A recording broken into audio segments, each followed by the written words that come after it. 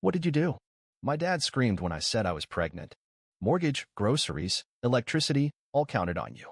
What now? Then he threw a folder at me. Either send $3,200 monthly or get out. I said, noted. So I took my backpack and walked. 16 years later, he knocked on my door begging for a loan. I opened it and introduced him to his landlord. That was just the beginning. You're pregnant. My father's voice cracked like a whip. Not with concern. With rage. I nodded, barely managing to breathe, my hand instinctively resting over my stomach. I had waited weeks for the right moment. Thought maybe if I told him at the right time, calm tone, clear plan, maybe even the ultrasound printout, it wouldn't explode like this. But I was wrong. Dead wrong. What did you do? He screamed again, slamming his hand on the kitchen table so hard the salt shaker jumped. Do you realize what this means? Who's going to pay for the mortgage? Huh? What about groceries? Electricity? Or is your unborn miracle baby going to start flipping burgers from the womb? My mother stood by the sink, silent, her hand frozen around a dish towel. As always, I didn't say anything. I'd learned by now that my voice wasn't something they heard, only something they used. Then he did it. He threw the folder at me. It hit the floor just shy of my feet, documents spilling out like broken promises, bills, ledgers, a printed spreadsheet with my name in bold at the top. Required monthly support, $3,200. My stomach twisted. This is what you'll send. Every month. Starting next week. Or you get out. Got it. I looked up. His eyes were bloodshot, not from sadness, from stress, maybe. From panic. But definitely not love. I bent down, picked up the folder, tucked the papers back inside. And for a second, he probably thought I was going to say yes. Again. Instead, I stood up straight and said, noted. I zipped my backpack. No suitcase. Just the bag I always kept half-packed anyway, in case I needed to disappear fast. He laughed like he thought I was bluffing. I walked. Past the baby photos on the wall they never took down, not for nostalgia, just decoration. Past my sister's room, which still looked like a Pinterest board despite the fact she hadn't paid rent since college. Past my mother, who finally opened her mouth just to whisper, please don't be dramatic. I didn't even slam the door. I walked into the wind with $87 in my checking account and a child growing inside me. No safety net. No apology. No future. Not yet. But I had something more important. I had the clarity that comes when you finally stop begging for a seat at a table that was never set for you in the first place. And I never looked back. 16 years later, there was a knock at my door. I opened it. He stood there, thinner, older, not frail but worn. In his hand, a crumpled letter from some loan office. His eyes searched mine like he might still find the daughter who used to forgive him for everything. But that version of me? She was buried long ago.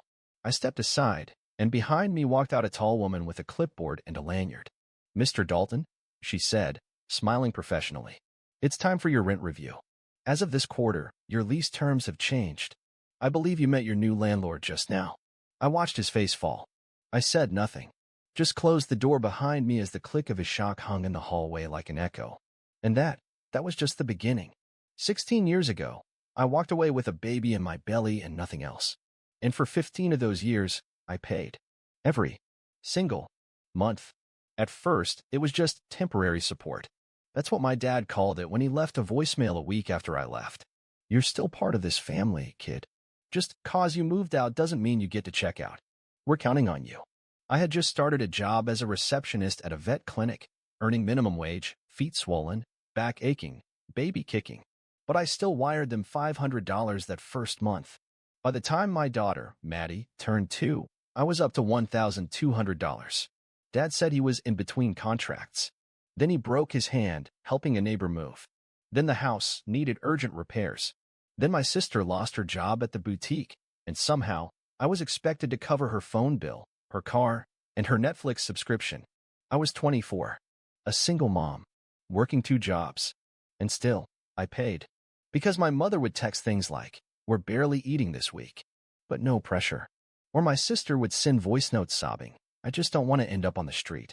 You're the only one who ever cared. And every time I tried to say no, my dad would send a simple text. After all we did for you. But here's the truth. They didn't raise me. They used me. They didn't support me. They expected me to support them. And when I finally got promoted, first to shift supervisor, then into operations, then corporate compliance. The amounts changed again. $1,500 a month, then $2,000. By the time Maddie turned 10, I was sending $3,200 monthly to a household I hadn't lived in since I was 16, and I was still made to feel like it wasn't enough. They never called to check on Maddie, never sent a birthday card, but they never forgot to send a Venmo request. My sister, Chloe, was the worst. Always in crisis, always posting on Instagram with hashtags like #SurvivorVibes and #FamilyIsEverything, even when she hadn't seen my daughter in over a year. Once, she tagged me in a post about gratitude and then followed up with a private message. "Can you cover rent again this month? I swear it's the last time." It wasn't. My mother played the enabler like it was a full-time role. Whenever I'd push back, she'd reply with vague, guilt-drenched one-liners like, "You're doing so well. We're so proud. We're just struggling. But no pressure, sweetheart." Then she'd share posts of family dinners I was never invited to. My dad? He was a tyrant with a smile. A bully with a beer in hand and a lecture in his back pocket. He didn't even try to pretend.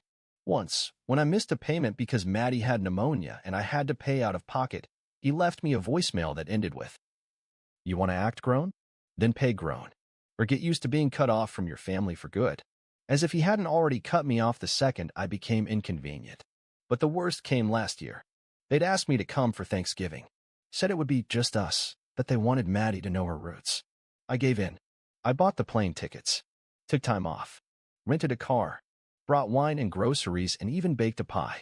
I walked in, smiling. Maddie ran in behind me with her Hello Kitty suitcase. And no one said welcome. My sister was dressed like she was going clubbing, scrolling her phone. My mother barely looked up. And my dad? He clinked a beer against his buddy's bottle and yelled across the room, "Look what the ATM dragged in." Then, and this is real, he actually introduced me to his friends as our oldest daughter, the one who got pregnant too young but pays for our lifestyle anyway. They laughed. I froze. Maddie clutched my hand, whispering, "Mommy, can we go now?" I should have left, but I didn't. Not yet. Because 2 days later, I saw something that flipped the switch for good. I was helping my mom load leftovers when I walked into the den and saw it. A file folder on the desk, labeled Cash Flow, BX. Bex. That's what they called me when they were being sweet. But this folder wasn't sweet. Inside were printouts, a spreadsheet, color-coded charts. It was my income, broken down by paycheck. They had been tracking me. Line items said things like, potential raise Q2, bonus estimate, maternity return, possible reduction if kid gets braces. There were notes scribbled in the margins. One in my dad's handwriting said, if she refuses increase, mention Christmas. She softens at holidays. I stood there shaking. For a second, I thought, maybe it's just budgeting. Maybe they're trying to stay afloat. Families do strange things under pressure. They weren't asking for help. They were managing me like an investor manages a passive income stream. And the moment I turned around, my mom was there. She saw me holding it. She blinked, didn't even look ashamed. Just said, please don't make a scene. You know how your father gets. That night, I emailed a lawyer. Then I dug out my old hard drive. I had screenshots, Venmo requests, voicemails, texts from Chloe saying she was using me but didn't feel guilty. Audio of my dad yelling that kids always cost, never pay back. Even the fake GoFundMe my mother posted once for emergency roof repairs while they were in Cancun. I had it all, and I wasn't going to let it slide anymore. They thought they knew me. They thought I would always cave. They thought pregnancy made me weak. They had no idea what I'd become and what I was about to do. 16 years of nothing. And then, on a Tuesday morning, he knocked on my door like he never left. I opened it slowly. There he was, my father. Older, thinner, but not softer. Still wore that look like the world owed him a better story. Hey, Bex, he said, rubbing his palms. Look, I wouldn't be here if I wasn't in a bit of a situation. I didn't say a word. Just leaned against the doorframe. He cleared his throat. You remember that house we used to live in? I'm still renting it. But the rent went up. A lot. I don't know what kind of corporate jackalls bought it, but they jacked up the price overnight. And with everything happening, you know, the economy. He smiled like we were catching up over coffee. I figured maybe you could spot me. Not forever. Just till I find something steadier. Just a few grand. Maybe 5? 6. I blinked slowly. Then I opened the door wider. Behind me stood a woman in a blazer, holding a clipboard. Her name tag read Property Manager, Eastvale Asset Group. She looked up at my father. Mr. Dalton? We've spoken over email. I'm here regarding your delinquency on the property at 415 Golden Creek Drive. His eyes jumped between us. What? I stepped forward and smiled. Dad, I said, calm as thunder before the storm. Meet your landlord. His face collapsed. Like someone unplugged his pride and it drained out through the cracks. You, he said. Me, I nodded. 8 years ago, you defaulted. House went into foreclosure. I bought it through a holding company. Kept it quiet. Thought you might notice who you've been sending those late checks to. He shook his head, lips twitching like he was trying to reassemble the right emotion. No, that can't be. Oh, but it is, I said, reaching into the drawer and pulling out a familiar object. A folder. Faded blue. Corners bent. His handwriting across the front. Rebecca, $3,200 per month or get out. I dropped it onto the table between us. Remember this? I asked. I do. I've kept it. Every page. He didn't move. I reached beside it and placed a second folder, fresh, clean, thick. I opened it slowly.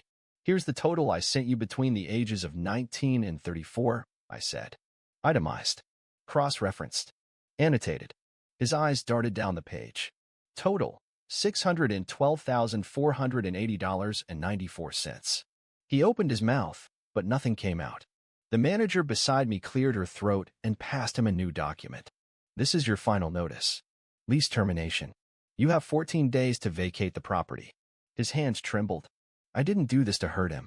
I did it because I finally understood. Protecting my peace sometimes means closing the door on people who leave it in ruins. You're evicting me? He choked. I'm letting you go, I replied. Just like you let me go when I told you I was pregnant. Except I'm giving you notice. Which is more than I ever got. He tried to laugh. You wouldn't be standing here if it weren't for me. No, I said. I'd be flying higher. He took a shaky step inside. Then a small voice echoed from the hallway. Mom? Who's at the door? My daughter stepped into view, tall, confident, smart eyes, my whole world in Converse sneakers. He stared at her like a man seeing a ghost. That's her? He whispered. She looked at me. Is this the man from the photos you burned? I nodded. This is someone we used to know. She tilted her head. Is he staying? I smiled. He's just leaving. The manager nodded. We'll need your signature, Mr. Dalton. He looked down at the lease, then at me, and suddenly he tried to pivot. Maybe we can work something out, he said, voice lowering. You're clearly doing well. We could. I don't know. Share the story? Father returns, daughter forgives. That stuff goes viral. You've got the house. I've got the drama. We'd kill online. My jaw clenched. You want to monetize my trauma? I asked. He grinned. It's exposure.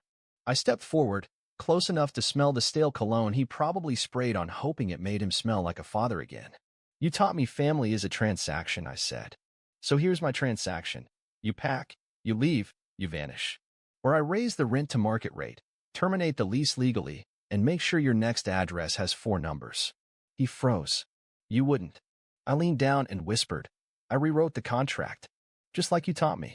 He looked past me, at the woman holding the clipboard, at the girl watching silently, at the 2 folders laid out like a courtroom exhibit. Then he walked out. Slow. Silent. Heavy. Like gravity finally remembered who he was. I didn't follow. My daughter walked over and closed the door. It latched with a small, satisfying click. She looked up at me.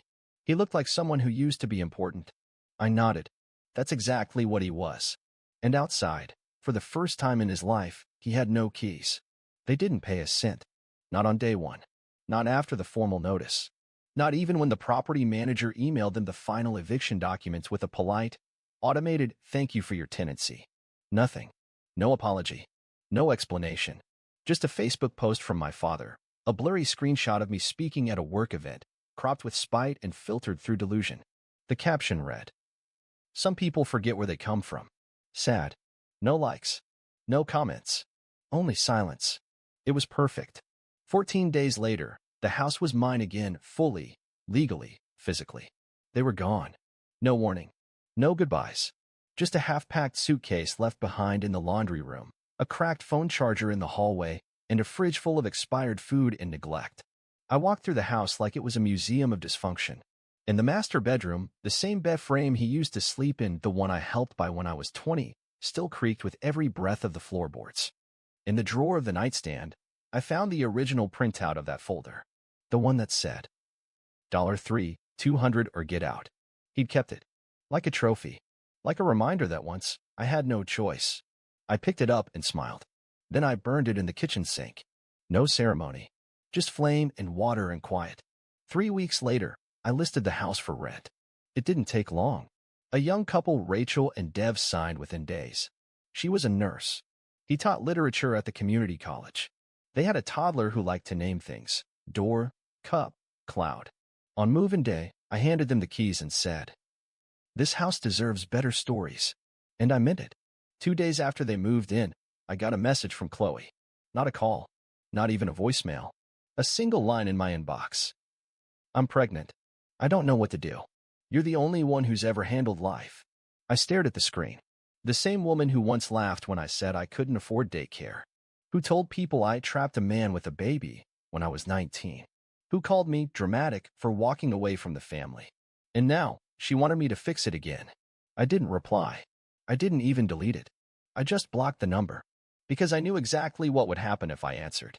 If I answered once, the door would never truly close. And this time, I wanted the silence to be permanent.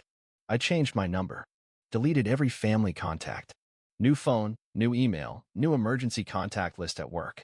Even the group chat thread titled Dalton Family, gone. Archived. Burned like that folder. The only thing I kept was a single note in my journal. Written in clean, black ink. They don't exist in this chapter. Not even in the footnotes. A few weeks passed. Quietly. Peacefully. The kind of peace that doesn't ask for applause. It just breathes. My daughter, now 16, took to the new rhythm instantly. She started reading again, poetry, mostly. She brewed coffee in the mornings, strong and bitter, and told me it tasted like closure. I laughed. We didn't talk about what happened. Not in detail. She was there. She didn't need a retelling. But some mornings, I'd find her by the window, staring at the sky like she was trying to make sure the past wasn't crawling back over the horizon. It wasn't. I made sure of that. Then, a letter arrived. No return address. Just my name, written in my mother's cursive. I didn't open it. I held it over the trash can for a second, then changed my mind. I walked out to the balcony, lit a match, and burned it corner to corner. The paper curled like regret, and I watched the ashes fall with a stillness I hadn't known in years. Some things don't need closure. Just a lock. I drive past the old house sometimes.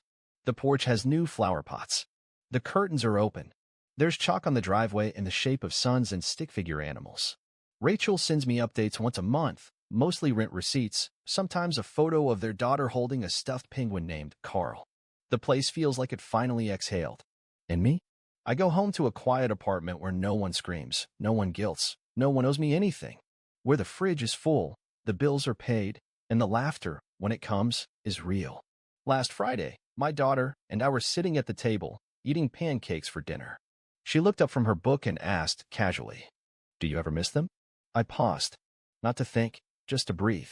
Then I took a sip of coffee and said, "Sometimes I miss the idea of what we could have been, but not what we were." She nodded. No drama, no follow-up, just peace. And that was more than enough.